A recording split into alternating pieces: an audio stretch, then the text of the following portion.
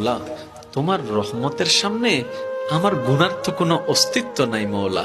আমার গুনাহ না হয় পাহাড় পরিমাণ হবে, বেশি থেকে বেশি আসমান পরিমাণ হবে, না হয় পুরা পৃথিবী পরিমাণ হবে।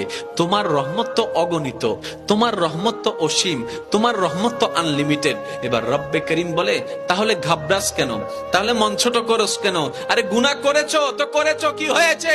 একবার তো তওবার মাধ্যমে আমি রবের দরবারে ফিরে আই। মওলা, ফিরে আসতে পারবো তো? দরজা কি খোলা আছে?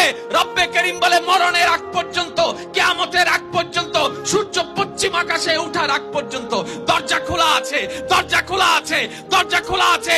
এবার বান্দা বলে, মওলা 24টা ঘন্টার কোন টাইমে আসলে সেই দরজা খোলা পাবো? রব্বে করিম বলে, আরে ব্যাংকের দরজা খোলা থাকে নির্দিষ্ট সময়ে, অফিস আদালতের দরজা খোলা থাকে নির্দিষ্ট সময়ে, এমনকি ঘরের দরজাও খোলা থাকে নির্দিষ্ট সময়ে, এর বাইরে যাই না। কিন্তু তোর রবের দরবার এমন একটা দরবার, 24টা ঘন্টার যেই কোনো মুহূর্তে তুই আসবি, তোর রবের দরবার তোর জন্য খোলা থাকবে। সুবহানাল্লাহ।